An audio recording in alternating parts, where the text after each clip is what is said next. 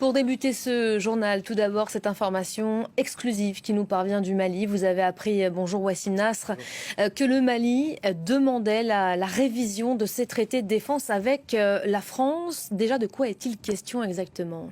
En fait, là, on parle des traités qui ont été signés juste après l'opération Serval ou son début en 2013. Donc, c'est un traité de défense qui régit, en gros, la présence française au Mali. Donc, ça a été amendé une première fois en 2014 pour Barkhane, puis encore une fois pour la force Takuba en 2020. Donc, c'est le ministre des Affaires étrangères, Abdoulaye Diop, qui m'avait affirmé que la révision du traité en matière de défense a été demandée officiellement, formellement, et qu'ils attendaient la réaction de Paris. Et ça m'a été confirmé aussi par des sources françaises qu'effectivement, ça a été formulé fin décembre. Et que, en plus que ça, ils estiment, en tout cas le ministre des Affaires étrangères malien, que les clauses dans cet accord empiétaient ou étaient en contradiction avec la constitution malienne, par exemple des interdictions de vol de l'armée malienne dans certaines zones, ce qui m'a été par ailleurs infirmé par les autorités françaises qui m'ont dit il y a ce qu'on appelle des accords de déconfliction ou de coordination pour que quand il y a un avion malien dans les airs qui ne rentre pas en collision avec un avion français, donc il faut qu'on se parle quand des opérations sont en cours, sachant que l'armée malienne a une force aérienne très, très faible, qu'ils ont mis en œuvre leurs avions de chasse l'année dernière, il y a un an à peu près exactement.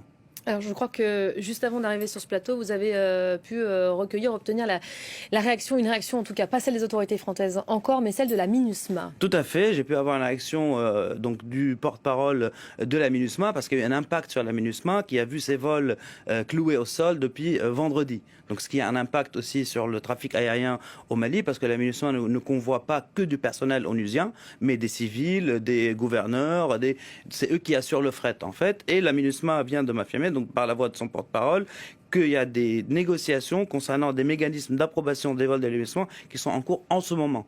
Là où on parle maintenant.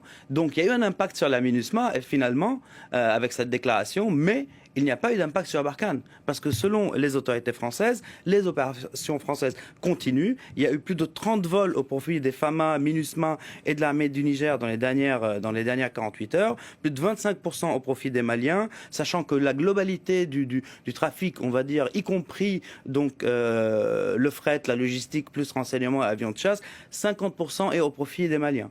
J'ai même eu confirmation qu'il y a eu 4 opérations en coordination au sol avec les FAMA dans la région du Ménaka, surtout pour investir des postes qui ont été perdus au profit des djihadistes de l'EI en 2019 dans la région d'Endeliman.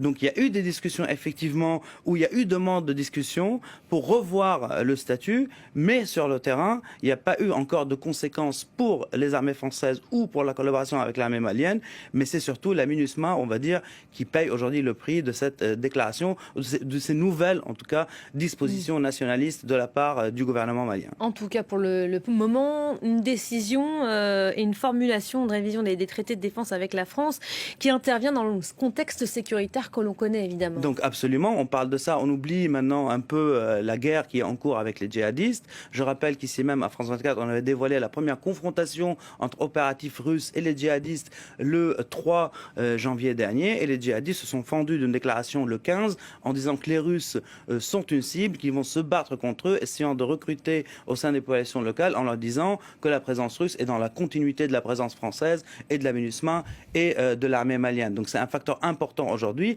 parce que si la coopération finalement est vraiment mise à mal entre les armées françaises et l'armée malienne, évidemment que sur le terrain, ça sera au profit des groupes djihadistes qui sont très bien implantés sur zone. Et pour la MINUSMA, il faut rappeler aussi que la MINUSMA est appelée souvent par la population à intervenir quand il y a des catastrophes, quand il y a des ravitaillements sur des zones qui sont des zones de combat, et tout ça est arrêté depuis vendredi, et ça a vraiment un impact réel sur les populations civiles avant que ça ait un impact sur les opérations militaires stricto sensu entre la France et le Mali. Et dernière chose, il faut rappeler que les Italiens arrivent pour renforcer la force spéciale Takuba qui sont déjà opérationnels depuis le 15, et les Danois arrivent aussi la semaine prochaine. On parle de 300 effectifs en tout, 200 Italiens et 100 Danois avec des hélicos de combat, etc. Donc sur le terrain, ça continue, mais évidemment que ça aura des conséquences politiques. Et peut-être des réactions françaises à Paris prochainement. Absolument. Merci beaucoup Wassim Nasr pour cette information donc exclusive. On y reviendra évidemment dans nos prochaines éditions.